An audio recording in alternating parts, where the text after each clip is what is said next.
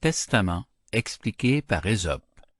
Fable 20 du livre 2e des Fables de Jean de La Fontaine. Un oral de Jean Lambert pour LibriVox.org. Testament expliqué par Ésope. Si ce qu'on dit d'Ésope est vrai, c'était l'oracle de la Grèce. Lui seul avait plus de sagesse que tout l'Aréopage. En voici pour essai une histoire des plus gentilles et qui pourra plaire au lecteur. Un certain homme avait 3 filles, toutes 3 de contraire humeur, une buveuse, une coquette, la 3e avare parfaite. Cet homme, par son testament, selon les lois municipales, leur laissa tout son bien par portions égales, en donnant à leur mère tant, payable quand chacune d'elles ne posséderait plus sa contingente part. Le père mort, les 3 femelles courent au testament, sans attendre plus tard. On le lit, on tâche d'entendre la volonté du testateur, mais en vain. Car comment comprendre qu'aussitôt que chacune sœur ne possédera plus sa part héréditaire, il lui faudra payer sa mère? Ce n'est pas un fort bon moyen pour payer que d'être sans bien. Que voulait donc dire le père? L'affaire est consultée, et tous les avocats, après avoir tourné le cas en 100 et 100 000 manières, y jettent leur bonnet, se confessent vaincus et conseillent aux héritières de partager le bien sans songer au surplus. Quant à la somme de la veuve, voici, leur dirent-ils, ce que le conseil treuve. Il faut que chaque sœur se charge par traité du tiers payable à volonté. Si mieux n'aime la mère en créer une rente dès le décès du mort courante. La chose ainsi réglée, on composa 3 lots.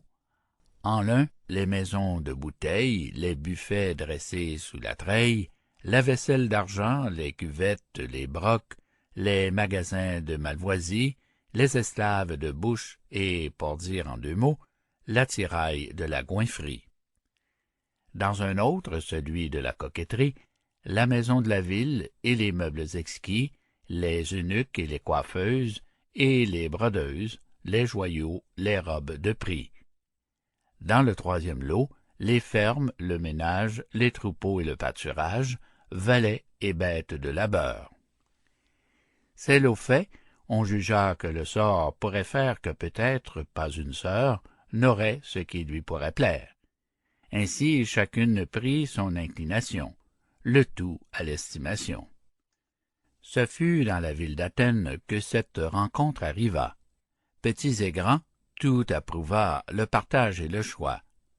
Ésope seul trouva qu'après bien du temps et des peines, les gens avaient pris justement le contre-pied du testament. Si le défunt vivait, disait-il, que l'Attique aurait de reproches de lui. Comment?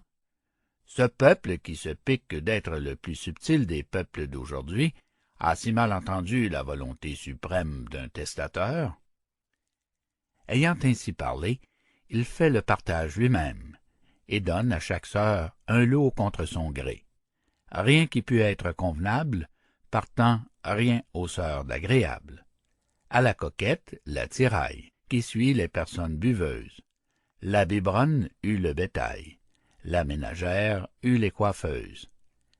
Telle fut l'avis du Phrygien, alléguant qu'il n'était moyen plus sûr pour obliger ses filles à se défaire de leurs biens, qu'elles se marieraient dans les bonnes familles quand on leur verrait de l'argent, paieraient leur mère tout content, ne posséderaient plus les effets de leur père.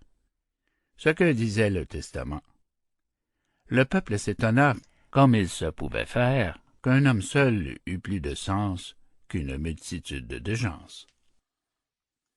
Fin de Testament expliqué par Ésope. Fable 20e du livre 2 des Fables de La Fontaine. Fin du livre 2 des Fables de La Fontaine.